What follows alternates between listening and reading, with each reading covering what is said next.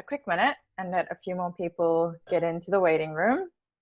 As always, you're welcome to leave video on if you'd like. You're welcome to leave your mic on for the first bit, and then if you don't mute it, I'll mute it for you, only because if there's a little bit of background noise, sometimes it can be a bit distracting for everybody else. So I wonder how everyone's doing, how everyone's surviving. Our restrictions in Dubai have lifted, so we're out a little bit more than we were in the last couple of weeks, which was nice. And we got to see one or two sort of close friends. It's nice to see some familiar names in the list. So welcome back, Ashik, Enrica, Bibi, Aisha, Jay, Maya. Hi guys, hi.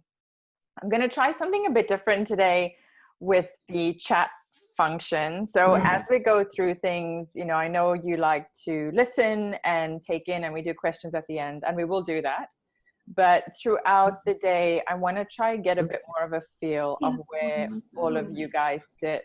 So, I think there's a few mics that are on that way you can hear. So through this session, I might sort of ask you, so in this case, are you person A or person B or person 1 or person 2? Just so that we can understand where everybody is. And then in the chat box, you can just write 1, 2, A, B, yes, no, whatever works. So just helps me understand where everyone's at with everything. So very interesting, very exciting to be starting the social media part of what we have lined up. Social media is a very interesting space to be in, but I also think it's often slightly misunderstood, if I can call it that. Only because I think so many of us see it as being just Instagram, and social media is so much more than that. So today we're going to start focusing on what social media is, what it can do for you, and how you need to be approaching it. Because remember, how you use it personally to share holiday pictures or family pictures, all the rest of it, it would be completely different how you use it for a business perspective. So we need to make sure that we're using the right platforms, that we've got the right messages going on them, and that we're utilizing it, because it is a fantastic tool. I mean, a lot of them are free, a lot of them are really useful. So it's an amazing tool for you to use, but you just need to know how to do it. And you just need to know how to make it work for you. And something that I'm going to say from the start, and I'll keep saying, is that I want you to stop focusing on the numbers. How many likes, how many comments, how many friends you have, it's actually irrelevant. What you need to be focusing on is quality, and what you need to be focusing on is what your audience, whether it's 2 or 2,000 or 2 million, is doing for your brand. So let's lose focus completely on the numbers, because as much as it makes us feel popular and amazing and really good, like it does in a personal capacity, we need to sort of come back to all those sort of taglines and words we were playing around with, like ROI. What is it doing for my business? How is it converting to me? And then lastly, I'm going to ask something in every session going forward. And that is, if you're following along and if you like what you're seeing, take a photo of your screen, take a photo of yourself watching it. I've had some really beautiful photos of people sitting in front of their laptops. If you're in sort of Southern Hemisphere, I know it's quite cold at the moment. I had really nice, cute photos of people sitting with their coffee cups and their laptop set up. I really want the social part of this community to come out a lot more. I'd want us to sort of get to know each other. There's going to be a sort of consultancy element that comes on later on, but the free elements are always going to be here. So the community of people that we've sort of building with each week, it would be great. I mean, you never know, there might be someone within the group of people that are listening that can help somebody else. So let's get social, let's connect. So take a photo of your screen at any stage and just tag Be Well Branded when you share it. So let's get into it today. We are doing social media, the part 1, because there's multiple parts of social media and all the things that we're wanting to share. So we are going to get into, hang on, don't need that. So yeah, we're going to get into social media. We're going to start talking about all the things related to being social and how we're going to build that. And hopefully by the end of it, you will find that your sort of social media presence gets a bit better, and that everything we're doing on that platform is improving. Righto. So let's get back to this. Sorry, just confused myself here with one or two screens. Let's go. Okay, so today we are talking about the first part of social media, and I've called it part one because, as you know, there's multiple layers to social media. There's so much that we have going on and there's so much to talk about.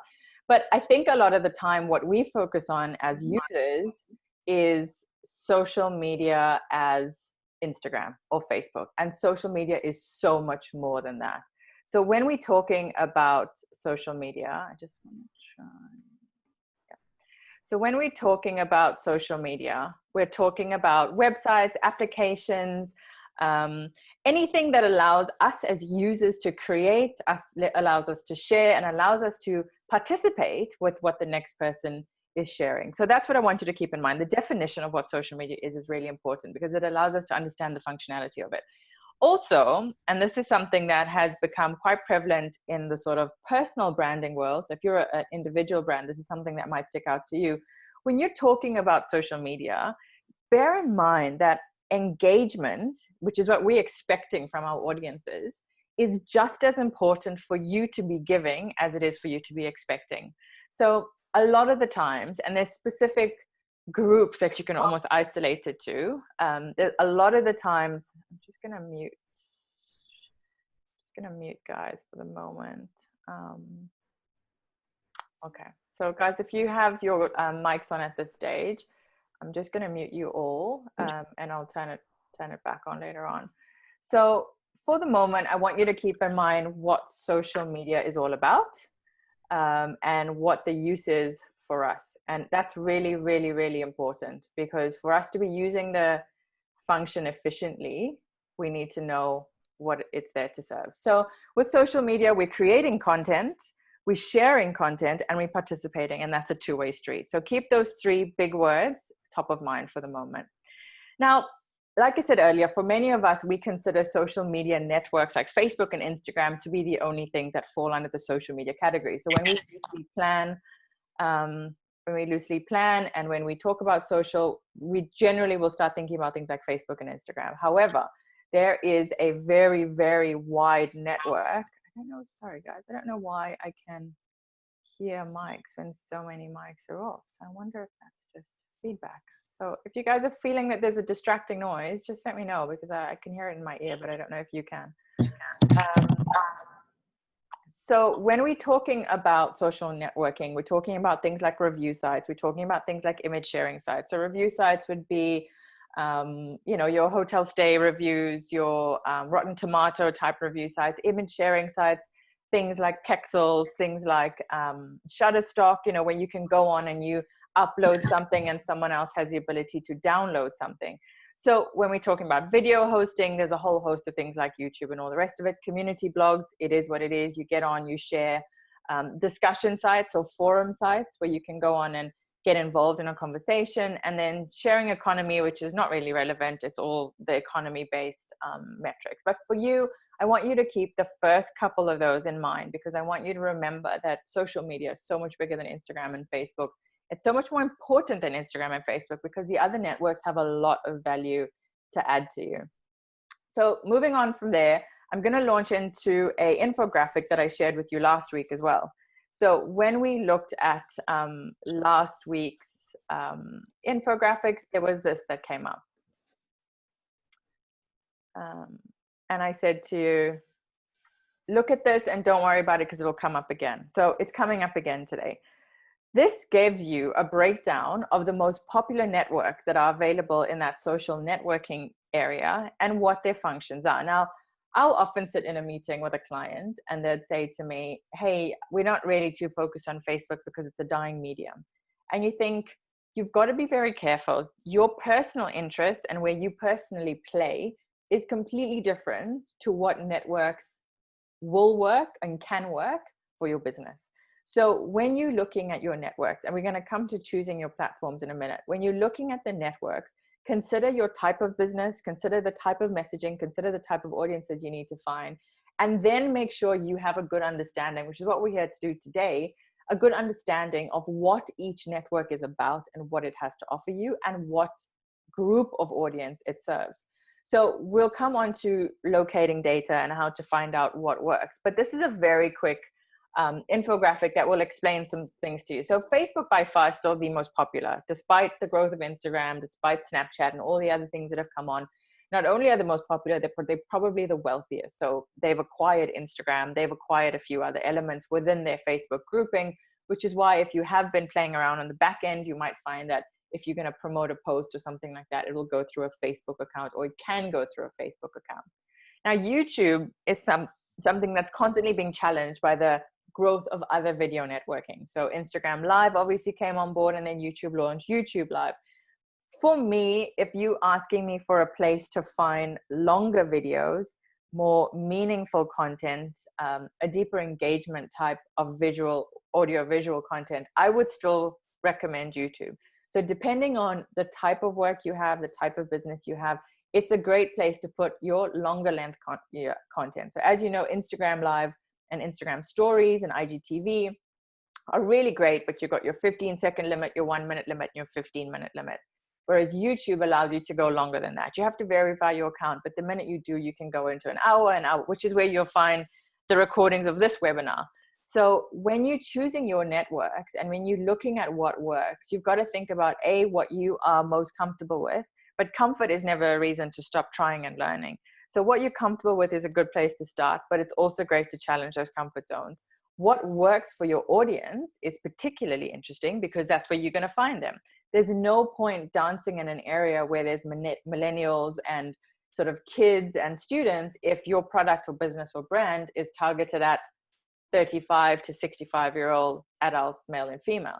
So again, you'll see we come back to what we were constantly saying is a pillar of everything that we do, and that's knowing your audience. Because if you know who your target audience is, you know what you're looking for. So when you're looking at analytics of Facebook or analytics of Instagram or YouTube or any of the networks, you're going to look at what works for you. So when you're looking at LinkedIn's had a bit of a revival in the last couple months, I want to say years, in that it sort of was really popular for job seekers. But now I find LinkedIn a really great space to play where you know your market's all corporate, it's all business minded, everyone's there to network. Yes, obviously there's a lot of job seekers and a lot of HR professionals and recruitment teams, but there's also a lot of really great conversations happening on LinkedIn. So they've managed to carve out their space of, we're not as social as some of the social networks like Instagram or Facebook, and their focus is primarily corporate-based, work-based, business-based, industry-based. You might remember there was, at the end, I'll Google it, there was that Dolly Parton challenge where people posted 4 photos of Facebook, Instagram, LinkedIn, and I think it was Tinder profiles and the different types of personalities. And it was funny and it was great, but what it really, really communicated very well is the same person needs to adapt. And again, I'm going to say this authentically, needs to adapt who they are to match their audiences. And that's not change who you are, because changing who you are and adapting who you are is completely different. I have a visitor. I'm really sorry. I need to get him out of the office. He's under my chair. So yeah, adapting who you are and changing who you are is completely different, but you need to be able to apply the knowledge you have and the type of material that you have to the different networks to suit the voice and the tone. So we talked often about tone of voice and, you know, what your style of messaging needs to be. And we're going to get on to something about repurposing. Sorry guys. We're going to get on to something about repurposing the work from home life, right? Repurposing content.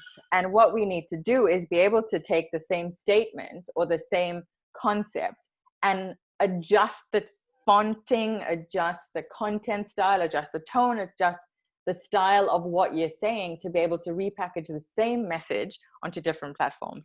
And when you've achieved that, which is something we're going to work through in the next couple of weeks, but when you've achieved that, you will be able to share that information, A.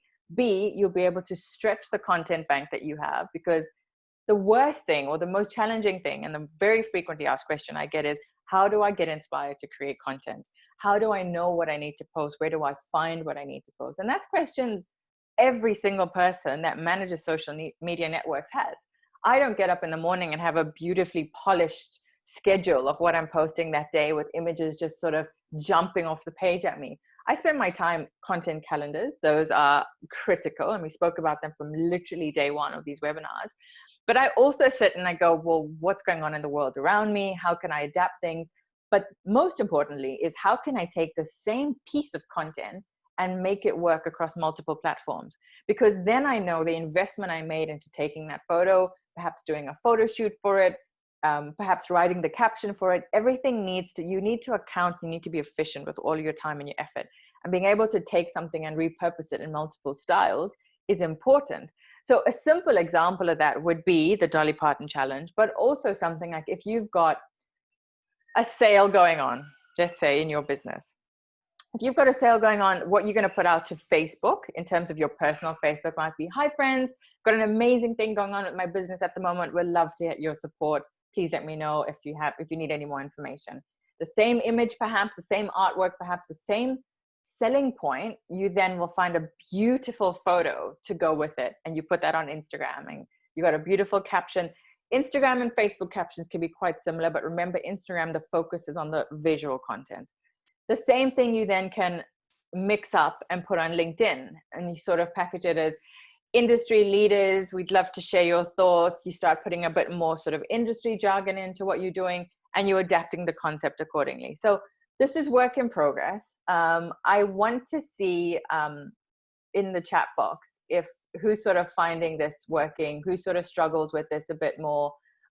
Let me know what your thoughts are on this and how you manage it and what you think. So jump in the chat box and let me know. Give me a yes, I do struggle. So if you're struggling with it, just throw a yes in the chat box.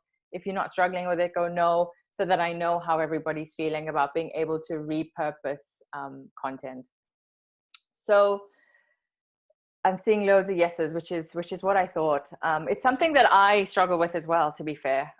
Being able to find stuff to post, that challenge of, are people going to like it? Are they going to respond to it? I want you to take away the pressure of wanting likes for it, because that's not important. Engagement's important. Click-throughs are important. Your websites are important.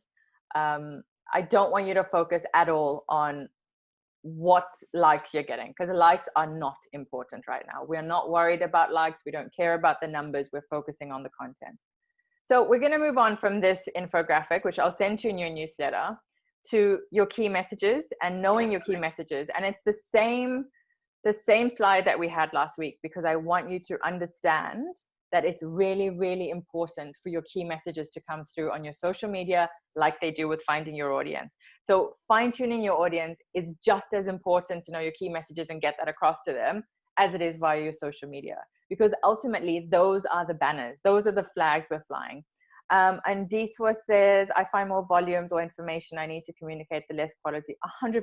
So in your busier times, which is what I find, when I'm super busy, if I'm doing a setup for an event, for example, I go in with this incredible idea of behind the scenes videos and short interviews with all my suppliers, and, you know, a little behind the scenes explanation to everyone that's on my IGTV, and then reposting that on the company website and reposting.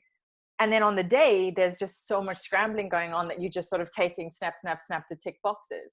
So this is where a lot of planning and a lot of scheduling and a lot of maybe additional resource comes in. Like, get someone to come in and say, your job today is just to focus on social media.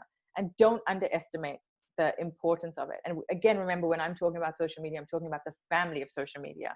So get people to go on review sites like TripAdvisor if you're travel-based. Encourage people to go make reviews, because it all works in a big family of issues, doesn't it? So when you're creating your communication channels like your website, which we're going to come to in the next week, you want reviews. You want people to have had interactions with you. And it's hard to go back a year and go, oh, hi, remember I sent you this product 12 months ago and you really liked it. And I remember you sent me a message, but I didn't keep that message. So as you go along, keep all the different contact points, which is what we spoke about in the past. Keep all your contact points in mind and gather your data, gather that information, so you can share a case study on Instagram or on LinkedIn, depending on what content you have to go with. And being able to sort of shape shift your content to fit different platforms is really, really important. So just quickly running through the key messages again. Know your audiences, know what problems or opportunities your brand solves, know how you address this. So what's your unique point of addressing the problem you have, or the problem you recognize, or the niche you recognize, and your value proposition. So what makes you different to everybody else? Going back to social media life cycle, I don't want you to focus too much on the numbers. I just want you to understand that there's a process involved with every social media cycle that you put out. So there's the interaction, there's the sharing of your content, there's the engaging, there's the relevancy. So making sure that it is something that your audience want to see, and it is something that they will be interested in, because that's the other thing, right? When you're choosing your content, it's hard to not choose something that you think is really special to you. And it's about remembering that there's a personal element to a brand, but there's a business behind a brand. So what makes sense for the business when choosing your platforms and when choosing the type of content you put out is very important. We spoke about in previous weeks about being completely honest with yourself when you're assessing your business and auditing the efforts you've done across your marketing and communication channels. And social media is no different.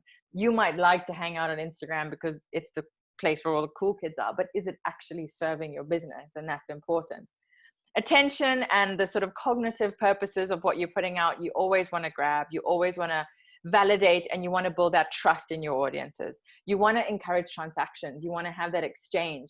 And ultimately, whether it's retail, whether it's social media, whether it's web, experience.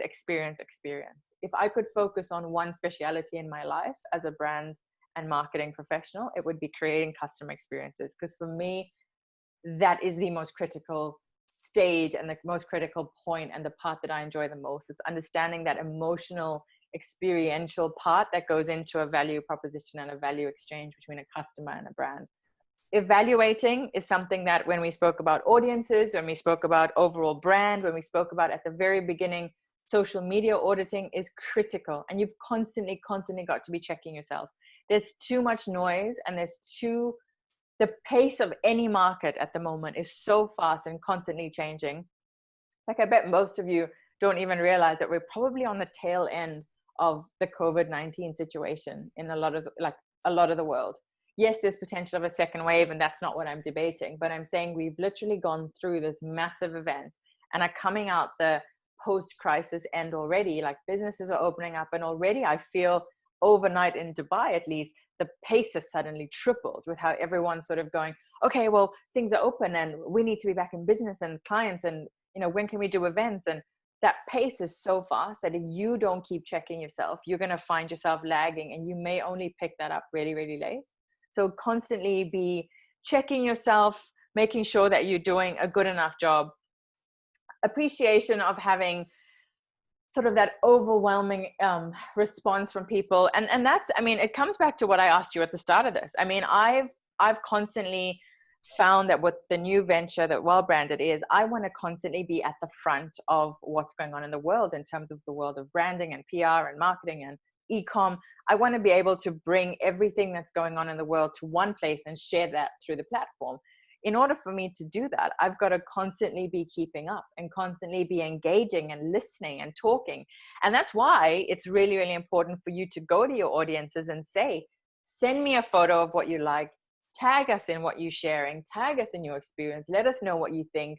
Most audiences are quite happy to share and get involved. And even if it's negative, if I've got a negative experience with a brand, my first protocol is always allow the brand the opportunity to improve, learn. It may be a mistake, it may be something they've overlooked. So I will always contact a brand privately with something negative first. If you then find that experience goes downhill, you can then take it to public platform if that's attention grabbing and you need to get their attention on something. But audiences are happy to share. We're in a world where we all walk around with our phones in our hands and constantly want to share something or other. So call on it. Let them use that skill. Let them use that desire to want to share what they're learning and what they're experiencing with your brand, because that's really, really important in your social media life cycle, because you need to learn from them as much as they're learning from you. Yes, so I've just got a question in the chat about recorded. It will be recorded. It'll all go up on the YouTube channel. So all the old webinars are always on the YouTube channel. So we're going to move on from there to being able to understand your content and marketing plan. So when you're creating your content and social media plan, we now understand the life cycle of our social media and the fact that people go through a very similar consumer behavioral pattern to anything else. You know, you put something out, they respond, you assess that response, they either connect emotionally or they don't, they either engage or they don't, they either move on, they either follow. So there's that process. There's that loyalty that you're aiming for, that brand equity, if you remember the terminology we've used in that webinar about brand equity. And now we're moving to how you need to assess and how you need to approach, I think, your social media. So I'm going to start at the top. I'm going to go to this one in a bit more detail. So when you're starting, I want you to analyze, I want you to observe, and I want you to listen. I know listen is a strange word, but again, we're coming back to the personification of branding. Analyze current efforts, look at what you're doing, look at what your competitors are doing. And I'm going to say this in 2 different ways in this presentation because it's so important. I know everybody just wants to know how to grow their Instagram and Facebook, and I understand that. But the basis of a strong social media strategy to build a business on is understanding the process and understanding what goes into the foundation of your social media. And you can apply that then to any of the platforms. You can apply it to Instagram, you can apply it to Facebook, you can put it anywhere that's social and it will work. But you need to understand the basis of what you're doing via social media, because likes are not selling your products. Likes are not selling your brands. Likes are not getting you booked for things. Likes are a very, very insincere, easy to do, 50 at a time type of reaction to something that people are seeing for literally seconds on their feed. So I don't want you to focus on that at all. What we are going to focus on though is analyzing what we're currently doing. If you currently have a business, if you currently have set up your platforms, the first point is analyzing. So at the beginning and at the end, we're analyzing, and at the end, we're auditing. Size up your competition, look at who you're competing with, who you're collaborating with, because remember I said I like those words to work hand in hand. I want you to look at the people that are doing the same thing as you, go onto their handles, go onto their accounts. You know, if you were doing it in a personal capacity, we'd call it stalking, right? When you're checking out a girlfriend's new boyfriend, or if you wanted to do a little dig on someone you haven't seen in a long while, we call it stalking. Exactly the same thing applies to your business. Do a good stalk. Get on, observe what's going on in the social media climate, because social media is very, very sensitive to what goes on in the greater world around you. So if there's a change, if there's a political upset, if there's something that's going on in the world, if there's a cause that everyone's jumping on, you need to be very, very reactive to it. Hi, Fatima, welcome. You're not late at all. And if you missed the beginning, you can catch it on YouTube. Don't worry. So when you are working in a social media space, you can't post your photo on your phone, put your phone down, close the app, and look at it in 10 days time. You can't go on for 20 minutes every day, post on every single one of the platforms that you're on, close the apps, and not worry about it again. You are setting yourself up for failure. You need to be present on the apps that you're active on. You need to be knowing, and I'm not saying 4 hours a day and don't do anything else and be obsessed with engagement. I'm saying be present. In any marketing effort, you're not going to pay for a stall at a major expo, have the shelves set up, and never turn up. And the same thing applies to social media. You need to be present. You need to be listening to what's going on. You need to be understanding what's happening in the world around you, because social media is so sensitive and so reactive to what goes on. It's global, it's fast, and people will jump on things very, very quickly. So you also then need to understand where the gaps are between your competitors and the audience, between your audience and yourself, and everything else. Got my dad in the chat going, hi, Zai, it's your dad. Building your online community is the next step. So like with a brand, you've got your bases, which is understanding, learning, observing, which is our first step. And now we're moving on to building your online community. And building your online community is essentially knowing your audience. Our favorite word, the most important concept you'll ever deal with. Know your audience. Understand where your audience sits. Understand what triggers them, what their emotional connections are. I'm not going to go through the list again. If you've missed our series on knowing your audience or building your audience, please go back on the YouTube channel and watch it. It's the most critical part of building a brand, is knowing who you're talking to, because all your efforts are dependent on it. Determine the social spaces they're in, their activities, their interests, their hobbies, the breakdown of knowing your audience that we went through in the last session. Follow them, engage with them, read what's going on in their lives, and connect with them, because connections then will convert to your brand and convert to them connecting with you. Developing your strategy and calendar is just as important. So as you can see, every step of the social media train, before you get to picking up your phone, posting a photo and a caption, is way more important to that last step of posting. It's understanding what that purpose of posting that photo or that caption or that link is, and knowing that you got it worded correctly, the tone of voice is correct, that you're on the right application, that you're posting at the right time, and that you're speaking to the right people. All those things need to be understood and effectively carried out before the success of that post is actually going to be achieved. So when we're defining the goals and the action terms, I want you to then sit down at the end of this, and I want you to go, like we did with the comms boxes. If any of you missed our previous session and you haven't subscribed to the newsletter, you wouldn't have received the worksheets on communication strategy. But what we essentially discussed was, for your communication strategy, I want you to create comms boxes. And in each box, I want you to put what channels you utilize. And we might change that in time coming. You might say, oh, you know what? I didn't have, silly example, I didn't have a website in my comms boxes. How did I not have a website? And then you'll go and add that box in. So your strategy for social media, like communications, is ever changing, and it's never going to be stagnant. It's constantly going to be built on. You're going to take things on and add things off. So with your comms boxes, the same thing applies to your networks. Open out, so sort of really unpack your social media efforts. Instagram, Facebook, Travel Advisor, TripAdvisor, unpack all the different social spaces you're working in. And with each of them, I want you to write, and this will be in your worksheet, I want you to write what your purpose of being on that platform is. So for example, Twitter, as we know, it's very fast paced, it's very status driven. It's sort of like a very quick blog. Twitter, you might say, is where we deal with customer complaints. It's quick, we can reach them quickly, it disappears quickly, and we can deal with it there. Whereas Instagram might be something that, if you're, say, in a business or tutorial space, where our tutorials go, because that's where people want to spend time and look at beautiful videos. So go to each of your boxes, your social media boxes, and create an action. So a single statement as to why you're on that platform and what you're wanting to achieve.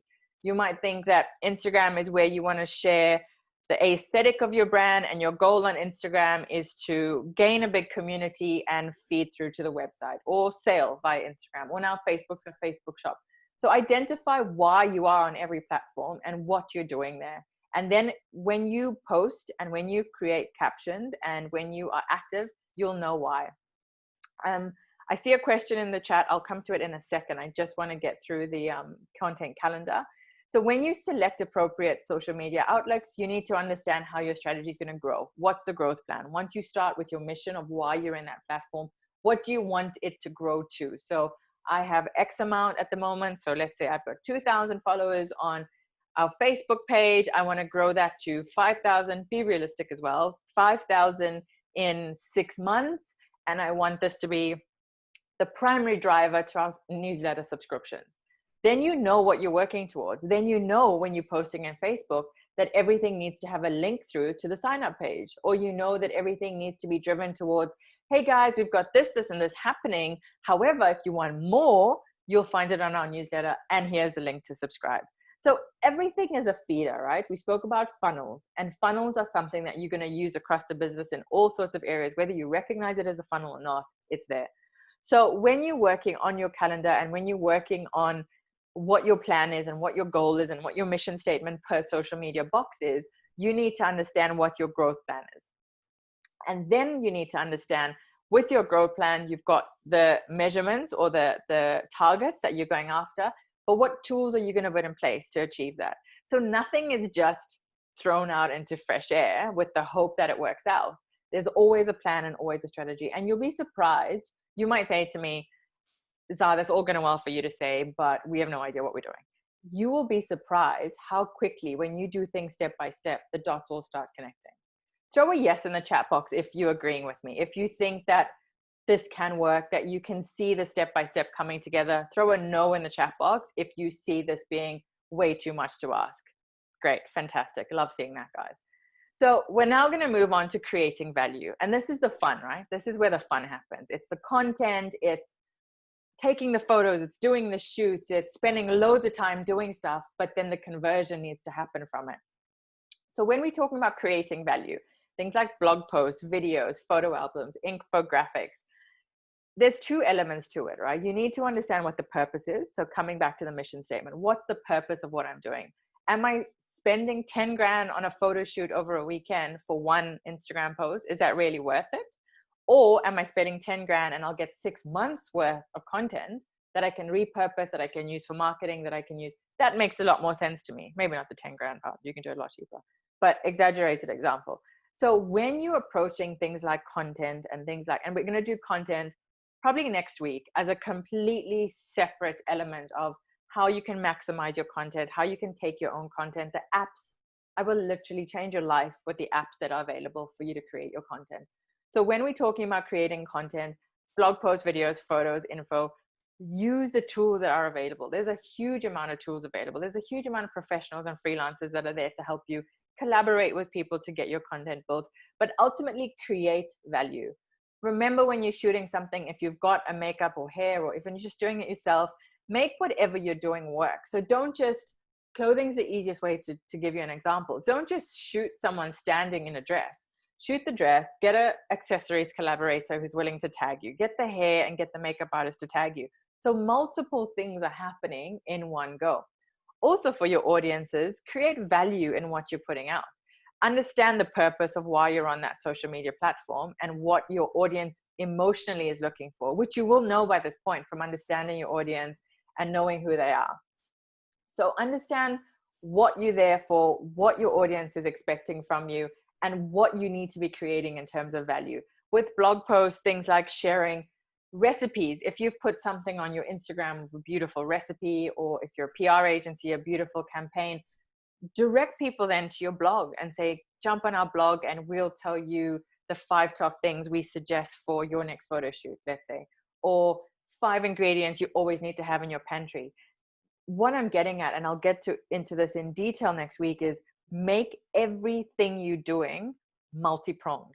So nothing needs to be one-dimensional. Nothing you create for social media needs to just have one use. We're all about sustainable content creation, if I can call it that. And it's all about being able to multiply use, I don't know if multiply is a word, but multiply what you're doing, multiply your efforts in what you're doing on every platform.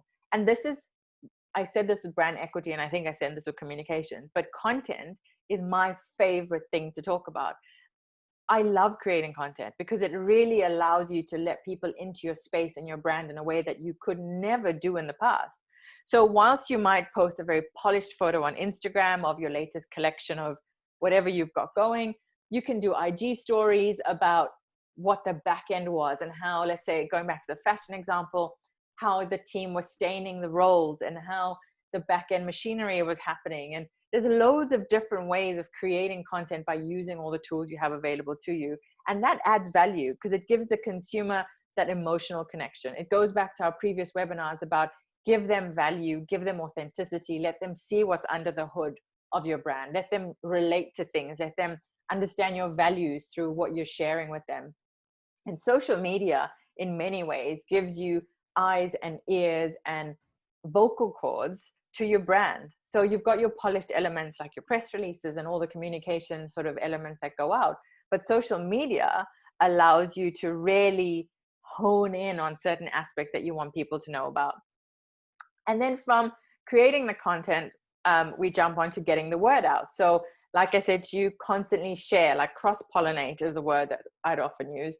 Cross-pollinate between your platforms. So constantly share across your platforms, create the content that goes onto different areas, collaborate. So get people to go, okay, you know what, I'll tag you in this. Do you mind sharing? Use your networks, use your friends, constantly utilize access to different audiences because the content might not be 100% purposed for them because they're not currently your audience, but the conversion opportunity from someone sharing it to a completely new crew of people is high because you will have something that will relate to someone.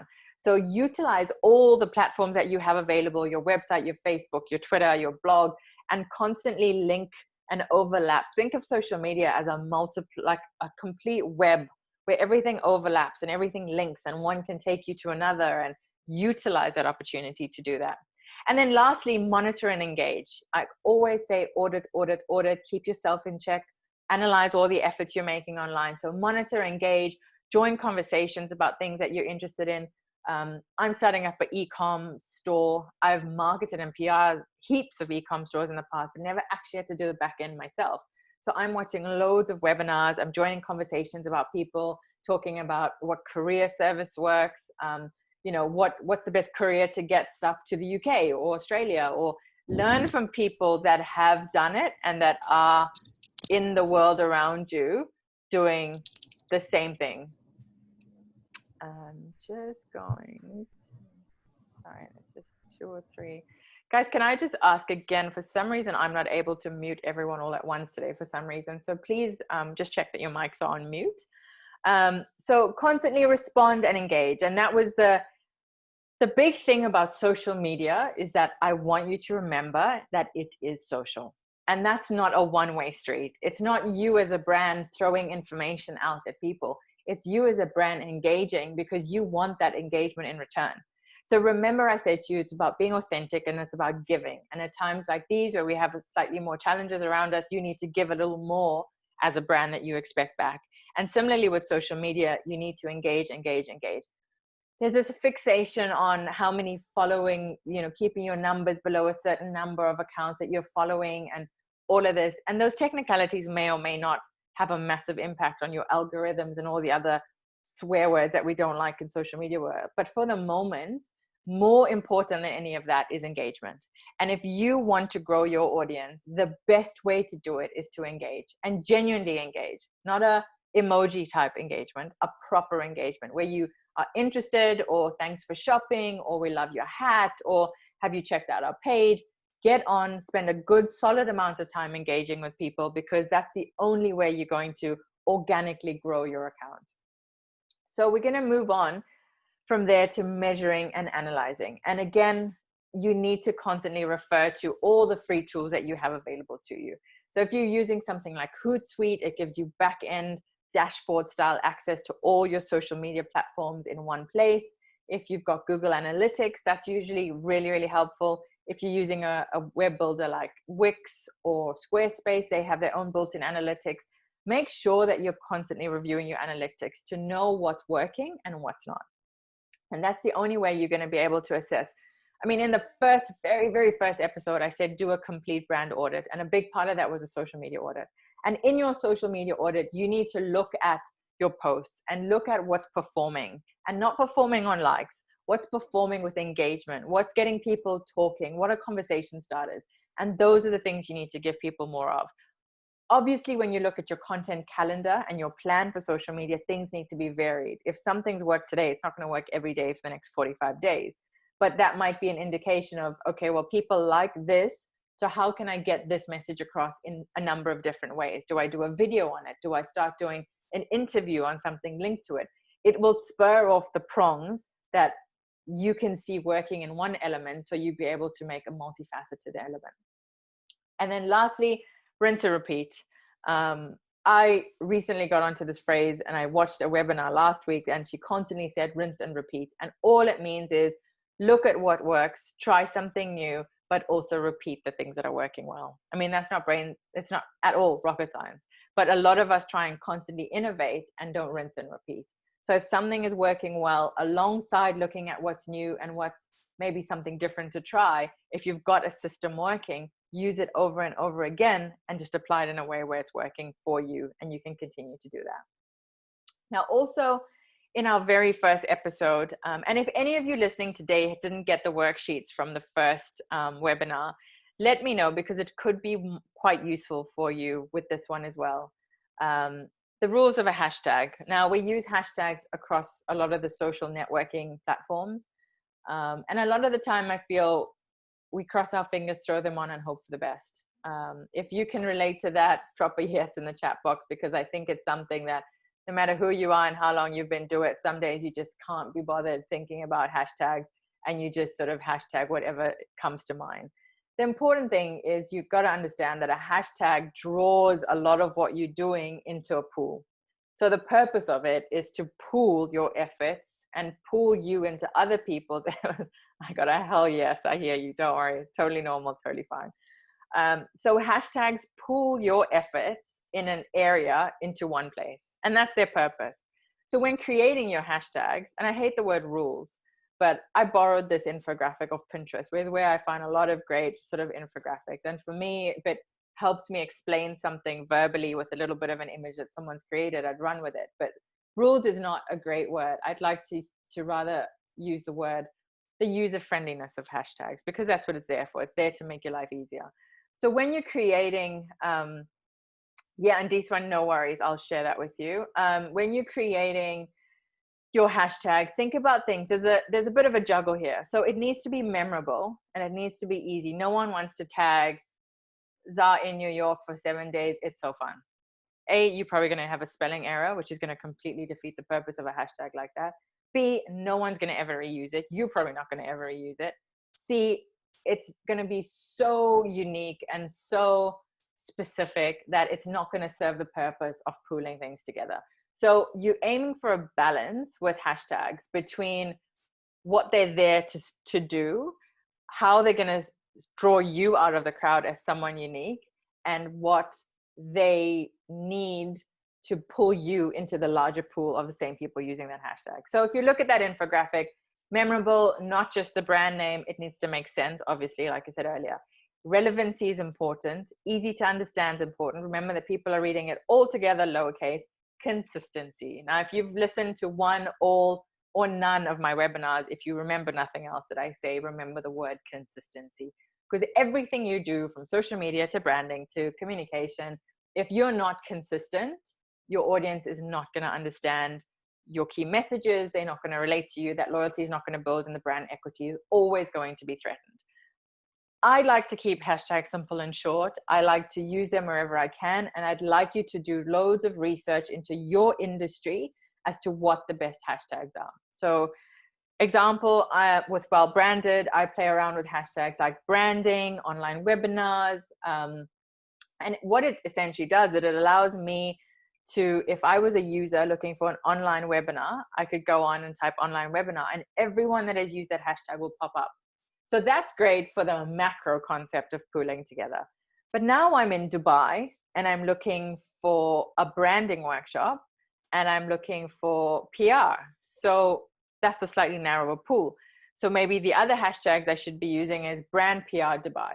So someone looking for branding PR in Dubai, then that pool is going to be a lot smaller. So I'll pop up in the big pool, but I'll also pop up in the small pool because I've used something that's a bit more relevant, a bit more memorable, and a little bit more unique. So when I say unique, don't try and be long and different. Just try and have something that will relate to you. Someone that does it really well is a travel sort of lifestyle food travel blogger in South Africa. And she tags her travels based on her name and destination. And she's got quite a unique nickname.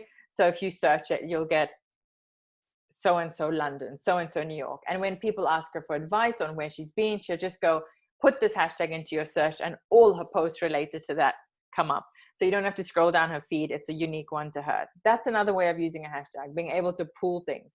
So hashtags have a lot of use. Their functionality is great. I will send everyone in the chat box that's asking me to send them the worksheets, just drop me a DM with your email address and I'll make sure that you get it. Because also in the first webinar, we talked about how many hashtags and where you need to be using them. And I think that's quite relevant. And we will touch on it again. So now we're moving on to your social media success toolkit and what you need to be focusing on. Now, a lot of the things in this slide we've covered. So go where your audience is. When you're choosing your platforms, go where your audience is. It makes perfect sense. A lot of us don't do it though. Be time efficient. And the best way to do this is to plan a little bit. Have a content calendar. Have your images sorted out into files. Don't be scrolling back 5 years to your trip to London when you ate this one donut that you need to share today. Don't do that. Either sort your images into files in your Dropbox folder and have your Dropbox folder on your handset, or when you're creating your content calendar, put links to where your images are, or create a sub album in your phone that is content and put the images that you want in there. Also, something I find is pre-edit for whatever you're doing, pre-edit and repurpose, guys. Sustainable content usage. Those are the words that I want you to remember when it comes to your content. Shoot something, create something, write something in a way where you can adapt it and use it in multiple areas and multiple platforms. Remember the tone of voice that we're using. Remember the purpose and remember the objective you're creating for each of your comms of your social media boxes and stick to them, but try to shape shift a little bit of what you're doing so that you can use the same thing. Now, I'm not saying use the same image on every single platform, because that's also going to create a little bit of sort of washed outness for your audience. They're going to get a little bit immune to what your messaging is. But a simple example is with the well-branded podcasts, I have a speaker and I generally focus on one speaker for the week. And I like to push that speaker throughout the week. So what I do is before my podcast goes live, I go and collect 6, 7, 8 images of the speaker, either off the Instagram or they send it to me. And I create different types of artwork. So maybe with the speaker in a little bit more of a structured environment, maybe if the speaker's a conference, does conferences and lectures, I might have them up on stage on a podium, and that could be my LinkedIn usage. I might have a lifestyle image of them looking beautiful with their family for Facebook, them being all aspirational for Instagram. The messaging is the same. The messaging is go to the podcast, listen to the speaker. This is who they are. Here's the link. But how I use that messaging just shapeshifts a little bit. So consider your objectives. Like I said, write your mission, be creative, know what you want to do, link to the conversion. So like I said to you, social media is great and it's social, but it can disappear tomorrow. These are all platforms that, whether you like to believe it or not, are not controlled by you. They sit in these big, wonderful clouds of amazing places like Facebook and Google. And you need to make sure that you're backed up with a website or a blog or something a bit more concrete, so that you have somewhere to take the wonderful people that we find on social media and channel them into another area. So whether that area is your store, if it's e-com, whether it's bookings, whether it's whatever your business is, you need a call to action that takes all the wonderful folks you meet on social media and channels them into a more constructive ROI, return on investment type channel to make that work for you. And lastly, strategy is your biggest thing. When you're strategizing, when you're planning and strategizing for me in today's context of what we're talking about is much the same. So work on your plan, work on how you're building your audience, work on what your messaging is, work on your content, work on everything that you can control 100%. And then when you start joining the dots with the system that we're working through today, it's a lot easier. So you'll go, okay, I know that I want to target women between this age group in this region. Great. Now I jump on my social media networks and I look at where do these women sit? So what regions are they? What other analytics of the audience I have on Facebook? And if it's not the right analytics, how do I build that? What content do I put out on maybe other platforms? Where do I need to be playing to drive people to my Facebook that fit into my consumer box? And then my 3 favorite sayings: be consistent, be authentic, and be creative. You'll be surprised how much you can create just by sitting and thinking about how you can grow and what you want that platform to do and what you have within your immediate circles to do it. Ultimately, as long as you've got one of these, as long as you've got a smartphone, you can create so much. The apps and the support that is available for you to download for free or for a nominal monthly rate is extensive.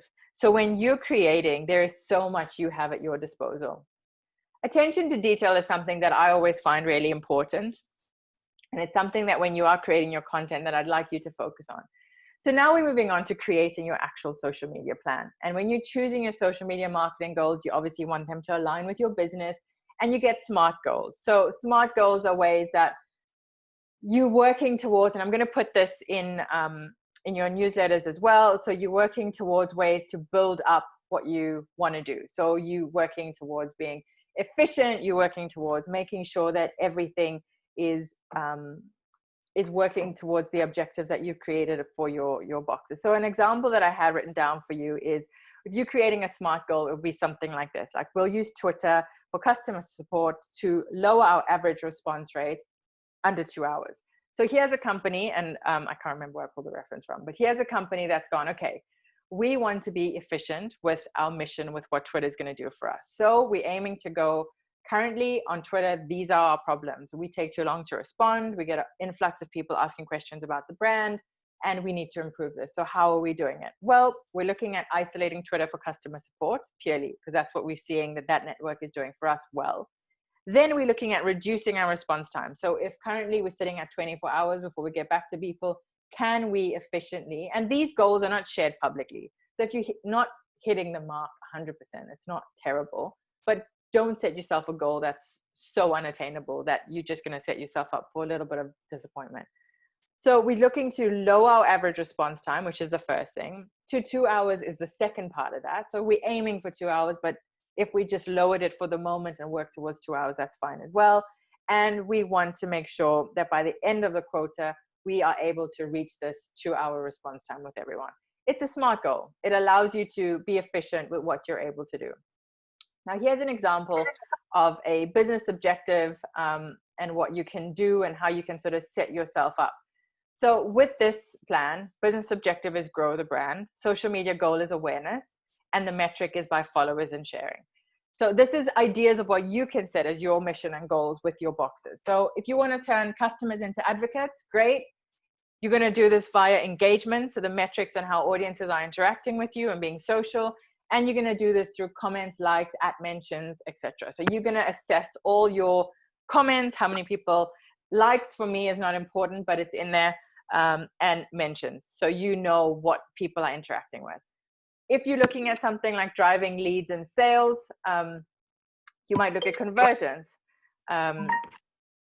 So if you are looking at driving your leads and sales, you're going to look at the conversion. So the click-through, like tap to shop, click the link in our bio, subscribe to our newsletter, all these kinds of drivers. Like you're giving them a job, you're giving them an action, and you want them to follow through. And the way you're going to assess that is quite easy. You look at the back-end analytics of how many website clicks you got from your social media, how many email signups did you get, etc. Improving your customer retention. So you want to improve how long you retain a customer for before they either leave you, move on to a competitor, etc. You're going to look at your consumer and how active they are and how they feel about your brand. So this is coming back to the conversation about brand equity, brand loyalty, and that emotional experience is going to be critical. And how you're going to assess this is by testimonials, social media sentiment, which is something I want to talk to you about. Social media sentiment is the overall feel of conversation. So if your social media is constantly hounded with negativity and people complaining about lack of delivery, or you take too long to answer the phone, the sentiment is negative. You want to move that to being positive sentiment. So maybe one of your objectives with whichever platform is having a negative sentiment is improve the sentiment. So I'm just throwing out examples of what your box objectives can be with all your social media activity. If you're finding that you're still struggling to identify what your purpose needs to be on certain social media, drop it in the chat box and we'll get back to it in a second. So when we move on from understanding what our different objectives are going to be, we can then move on to the next stage, which is basically a summation of everything we've done to this point. So vanity metrics like followers or likes are easy to track, but it's very hard to prove real value. Now, this is something I want to say again, and I want you to understand. As nice as it is to have followers, as nice as it is to have a huge number of likes, there is currently no way of evaluating what that means for you as a business. It's a nice to have. It's a vanity aspect. So instead, I want you to focus on engagement, on click-through and conversion. So like I've been saying from day one, social media is social and it's there to serve a purpose. But what you're there to do as a business is build business and drive income and revenue. So use social media as a platform to do that. So going over what we've said in terms of creating your social media plan, you learn everything you can about your audience. You should have done that by now. You learn everything about the audiences you currently have and where they sit on social media platforms. Gather enough data, know all the different platforms you're playing with.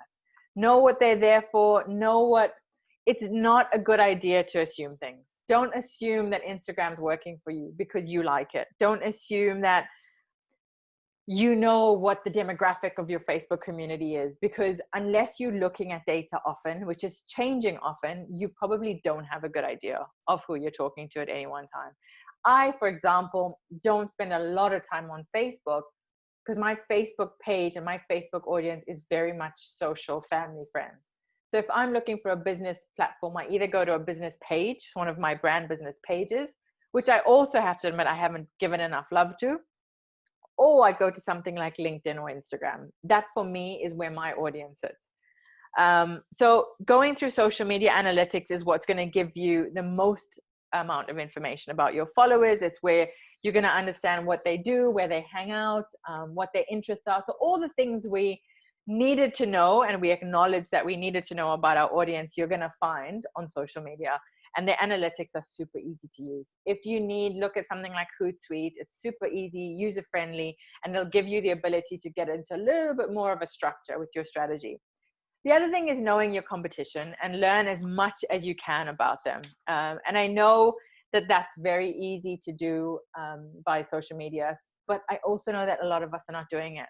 So if you've ever done a competitor social media analysis, can you throw a yes in the chat box? Because I'm very interested to see how many of you have gone and really gone through your competitors' social media to see what's worked. I'm not saying have a nosy. It's not the same as going on and, oh, look, they've got this offer today. But really going through, analyzing the comments, analyzing the likes, the interest. I'm very happy to see yeses. I'm very proud of that because it's something you really, really need to be doing. Social media listening is also a great way to keep an eye on your competitors. It's basically searching their presence online. So look at their website, put them into Google search, look at their account handles, look at their content, look at where they're present, look at what their interactions are, look at who they're following. It's very similar to analyzing your competitors, but it's listening to the conversations and it's listening to what's going on. So it's a slightly deeper level to understanding. Auditing, we spoke about from day one. Go through, purge your accounts, do it regularly. Every industry and every business is going to be different. Everyone's time allowance is different, but go through and look at what your audience is doing. There's huge learnings that I take away from my personal as well as my business audiences in terms of I've got a very large demographic of people that sit in a region who are massive on DMs, like hundreds of DMs, but are very sort of shy about interacting on comments. So I know that certain content I put out is being seen and consumed by thousands of people. And I see that via my story analytics, and my DMs go completely crazy, but they're a very shy group of audience that will not comment or say anything publicly, which is super interesting. So when you go through your audience and you audit your audience, it gives you a lot of insights as to where you need to be playing. So naturally for me to feed that audience and that circle that I have, majority of the content I want to put out goes via stories, because as nice as it is to look at maybe on the feed for me or somebody else that might have a general interest, I know that if I'm putting out content to a certain type of audience, it needs to be via stories because that's what they like and that's where they feel comfortable communicating. When you're also auditing, you're looking at who are you engaging with, what are their interests, the same way you'd look at your audience when deciding who sort of shop your brand. What networks do you need to be on? What networks, maybe you're on one network and you're considering another. Well, look at where your audience is hanging out. Are they sharing things on LinkedIn and not Facebook? Then maybe you need to gravitate towards the LinkedIn direction. So when you're looking at that, consider all the elements that come into play with your social media accounts, the accounts of your competitors, and then also look out for things like imposter accounts. There's always, the bigger your business is, the more successful it is. Sometimes the negativity comes with that. So look at accounts that are maybe pretending to be you. You don't want to have anything that's confusing consumer, that's using your name with an underscore. So do that and have a look and make sure that you making sure you have a good handle on that. Going through all my notes here. I wanted to give you an example of a case study, and I'm going to read it off a piece of paper if that's all right. So Benefits Cosmetics social media manager told eMarketer, for our makeup tutorials, we are all about Snapchat and Instagram stories. Twitter, on the other hand, is dedicated to customer service. So when I said to you, consider what medium you're using and what you're using it for and outlining your objectives, that statement from a company like Benefits Cosmetics outlines it perfectly. Understand what the audience is hanging out on that platform for and how you're going to best service it. Then once you've moved on and you've decided what your platforms are, you're now going to start setting up your profiles and be very specific in your profiles. I know it's exciting to set up a name, but think very carefully about your name. You don't want to be chopping and changing your names. You don't want to be unnecessarily including underscores, dots, numbers. Try to get as clean and crisp a name as possible with your account handles. Similarly with your business, try and be, if you've got a name that is already taken, avoid too many dots and underscores. Think about how many times you have to say that. Think about if you're sitting in a radio interview and you want to give it out over the air and you want people to be able to write it down or remember it while they're driving. think about all these things when you're creating your handle specifically for business. Personal, do whatever. You know, you're going to control that 100%, but with business, you need to aim for a pretty clean and crisp. And similarly with websites, very, very personal opinion, but I don't like when people sort of go for the .net, .org, unless you're an organization and it suits you. If there's no .com available, consider something maybe regional. So if you're in South Africa, .co.za, .com.au, .com.in, all those things are understandable, they're regional based, but a lot of the time you'll get .biz if your .com is not available. And it just automatically, first impressions, it's just not the same. So think about your handles, think about all these things when you're saying it about. Work hard on creating your profile, work hard on filling out the information and putting your brand story and adapting your key messages so that when someone looks at your profiles, they get what you do, they get what you're about, they get your vibe immediately. Find inspiration. Do loads of research. The internet is the most beautiful place. Everything is on there for you to find and look at, and you'll be able to find that quite easily. Content calendars, again, are going to be your best friend. Once you get into the rhythm, once your strategy's in place, your content calendar is going to help you understand your content mix. It's going to tell you what you're posting when, so you know if you need to shuffle, squeeze, how your promotion lead up is going, how your teaser campaigns are going to build up. All those elements will come into play when you have a good overview of your social media strategy and what you're doing with it, what platforms you're playing on, and constantly evaluate, you know, adjust, assess, evaluate, because that's essentially what's going to be the difference between your success and your failure. It's constantly being on there and evaluating. I'm going to jump into the chat really quickly. If you have questions, let me know. I'm going to scroll back a bit. So anyone that asks me for notes, just drop me a DM on Be Well Branded and I will email them to you. Do I feel hashtags are relevant and often used? Absolutely. Specifically in things like stories, I think they're hugely underrated. Hashtags in stories, IG stories, are very important, and hashtags are certainly not a thing of the past. How you use them is important. So for example, on Instagram, 11 to 30 hashtags per post is pretty good. Facebook, it's up to you if you want to use. There's some platforms where they absolutely are a waste of time. So I've got a hashtag guide that if you haven't received it in the first webinar, again, drop me a DM and I'll just with your email address and I'll send that to you. But to answer your question, definitely relevant. It's just a balance. It's just about knowing, if you know what they do and you know what each platform, again, it's knowing the platform and know how the hashtags fit into each platform, you'll know how to make them work for you. Would love the worksheets. Fantastic. Guys, if you want to watch the previous YouTube videos, I will post a link on social media today and you can swipe up and you can find it. So they are there. They're all there.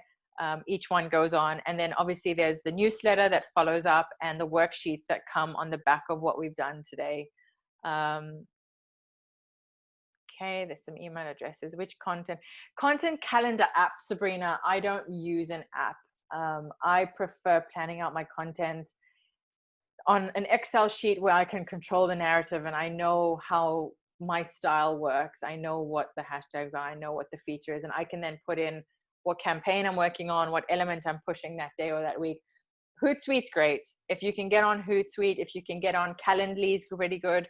You can use apps that work for you. And next week, I'll be sharing a whole bunch of apps on all different aspects of social media that I use. So there's obviously new ones coming out every day, but there's some that for me, I've used consistently and I really, really like falling back on. And social media, Instagram stories is massive, massive, massive, massive. And we'll come back to how you can make those look amazing. Why do you say stalking competitors can get distracting when you then try and follow their messaging? I think stalking competitors is not distracting. It's important for you to have a handle on. However, you can't get caught up in copycatting. So that's where the distraction comes. So when I say keep an eye on your competitors, it's being cognitive of what's going on in your competitor space, but not mimicking. So this comes back to your confidence in your messaging, in your value proposition, and your unique selling points.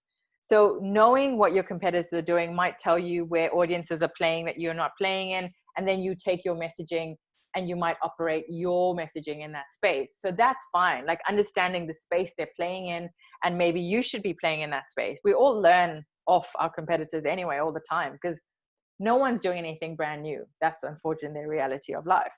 So don't get distracted in the sense that you're chasing them. Watch, observe, absorb, and do what you're doing in your lane. I don't know if that answers your question efficiently, but basically what I wanted you to know is I want you to have a handle on what your competitors are doing around you, but I don't want you to get caught up in trying to imitate them or trying to emulate. Don't put up an offer if they're doing an offer. You might go, oh, their offer worked really well. Perhaps for our next campaign, I'll look at doing something similar, but don't react. I don't want reactive branding and reactive marketing, because that you're never going to be able to keep up with everything going around you. You may have gone, missed opportunity, my bad, didn't realize that that was something, learned, and perhaps will apply it in a later stage. So let me know if that makes any sense. Shama, I'm happy to go into that again. Okay, I'm getting heaps of email addresses, guys. If I can ask just to drop it on a DM at Be Well Branded, because it's a lot easier for me. Or if you haven't subscribed to the newsletter, you can do that. But if you DM me and say you want all worksheets, I can send them to you. And I'm also building in a function on the website where you can just download everything that we work with all for free. So that will be there. I've realized that more hashtags and more tags in terms of amount of people you tag in a post makes a big difference. Oh, fantastic. So I'm glad to hear that, Fatima. So it's just being clever. Throwing hashtags in for the sake of having hashtags is a waste of your time. But if you learn to use hashtags to your advantage, they can be really beneficial because they do pull people. So a lot of accounts that you see being featured or as promoted posts, they're hashtags that was draws them. You'll also find your stories that have similar hashtags, draw a bigger audience. Hashtags can be manipulated to really be a fantastic tool for you. Oh, your opinion on TikTok. I think TikTok's great. Personally, not on it purely because starting a business, and I think if you're going to do TikTok, you need to be quite committed to it. I think you need to be a lot funnier than I am. But it's a wonderful platform, A. B, TikTok globally is putting a lot of emphasis on their platform. So they're pushing a lot of users. I think it lends itself to a lot of industries, but you have to just be very careful about how you use it because it is quite a humorous space. You don't want to water down or miscommunicate what you're trying to get across. Or if you're a brand that's quite, if your tone of voice and your brand personality doesn't lend itself to that platform, you need to be quite creative about how you're using it, which is my only hesitation to sort of put it at the top of my recommendations list. But I think it's great. Like, I love watching people on it. And I think it's wonderful how people have almost moved from Instagram to TikTok, but it's a very, you have to be very careful in that space is my only thing. So to give a blanket answer, I would be too nervous of doing, but if I knew the industry or specifically, then I could give you a lot more detail because I think it's a great space to be in. You just have to be careful how you use the platform for your benefit. What's your view on growing your audience organically versus collaborations, paid advertising? Instagram algorithms seem to change often. Yes, Instagram algorithms change very often. It's the most frustrating thing ever. To answer your question, I think in my opinion, and what I do is you have to be doing all three. So grow organically, do collaborations. Collaborations are fantastic for getting access to new audiences. Really, really fantastic. And in my opinion, it's the fastest way to get access to audiences. Paid advertising, I have to be honest, in my opinion, I struggle to see the huge benefit. I do it because the platforms want you to do it, and to stay in their good books, you need to do it. Your targeting needs to be very specific. You need to know who you're talking to, and you need to be very careful about your selection of target range. But it's a have to have, it's a need to have. I advise smaller businesses that even if you're just putting a couple dollars behind a few posts every so often, do that to start with and get a play. But for me, I've not had a paid advert or paid post that I've looked back on, gee whiz, that was incredible spend. I think when you're a bigger brand, the corporates see huge benefit from it because they've obviously got a little bit more clout in that space. But for small brands, for me, you have to be very careful about your targeting to not waste your money, but it isn't needful. It's a have to have, unfortunately. But in order of my preference, I'd say collaborations, organic growth, so engagement, constant conversation, and paid advertising would probably be third on the list. Yeah. So Mukhtar, let me know if that answers your question. But yeah, that would be my honest. I find paid advertising really frustrating, if I'm honest.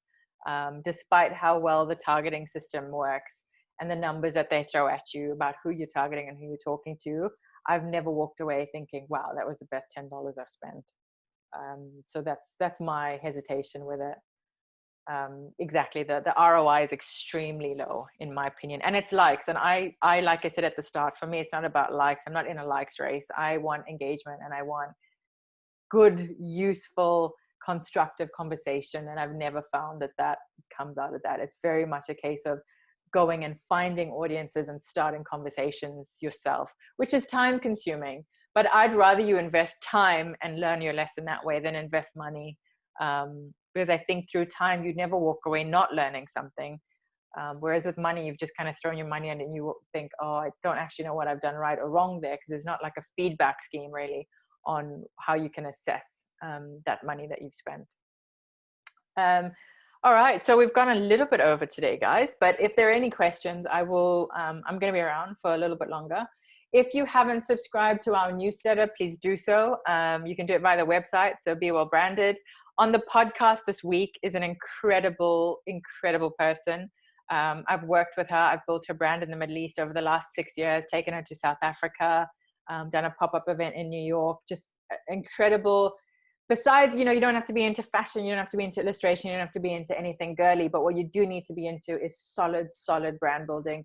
And Megan Hess is someone that's done that. The way she's built her brand, her verticals, her business ethics, and like I've always said, the things you say no to sometimes are more important than the things you say yes to, and she's an example of that. So you can access the podcast via Apple Podcasts if you search Well Branded, or on the website there's a podcast link and you can go on, and there's loads of other podcasts on there. So I'm currently doing one a week, but I'm probably going to up the game because I've got so many incredible interviews to load up. So go on. It's nice to put on in the background while you're busy doing something or driving. And there's definitely lessons from each one of them that you can learn and take away. This little guy's desperate to get on this webinar today. So yeah, if there's anything else that you need, let me know. More basics on collaboration and hashtags. Absolutely. So remember, each one of these webinars is a building block. So today I wanted to get your head around what is social media? What is the space you should be playing in? What are the platforms you need to be on? How do you assess which platform you need to be on? And then we'll move on from there to each platform I will focus on specifically. Next week, we're going to talk about content, 100% on content. And it is the most exciting day because I love talking about content and how you can create it for yourself, how to collaborate with people to create it, and how to make it work. So yeah, I'm going to be on for a bit. If you want to jump on, let me know on the chat. I am here. But yeah, thank you for joining me, and I'll see you next week. I'm going to put a poll up on the Well Branded IG stories as well as my personal, just because I want to see if the time is still good for you guys. So I know that people are sort of coming out of lockdowns now and things are changing and the dynamics are changing. So I want to make sure that the time is suitable for everyone that that joins along. So still on the chat, thank you, Maya. Thank you, Nonto Becca, for joining. Really love the feedback, guys. Don't forget, if you do have the opportunity to take a photo and share it, that would be fantastic. I will repost all the stories that are shared, and you just tag us at Well Branded. Just going through the chat. Brilliant webinar. Access previous worksheets, please. Absolutely. I will go through the chat and just make sure I haven't missed anyone's email addresses, but also if you DM me, that's 100% sure that I will be able to send you those worksheets and the newsletters, and I'll be able to load them on the website soon, so you'll just be able to download them as and when you need. So yeah, thank you so much for today. I'll see you next week, and we will be talking all things content, which is my favorite topic. So thanks for joining. Thank you for the feedback in the chat as always, and thank you in advance to anyone that shares on their story from today. It's been great, and yeah, we'll see you all next week. Hi, Andisa. How are you? Good, thanks. How are you? Yeah, really good. I was not 100% sure that it was you when I saw Andiswa in the link. So yeah. Cool. Thank you. See you next time. Yeah, we'll see you next week. Sure. Bye guys. Bye.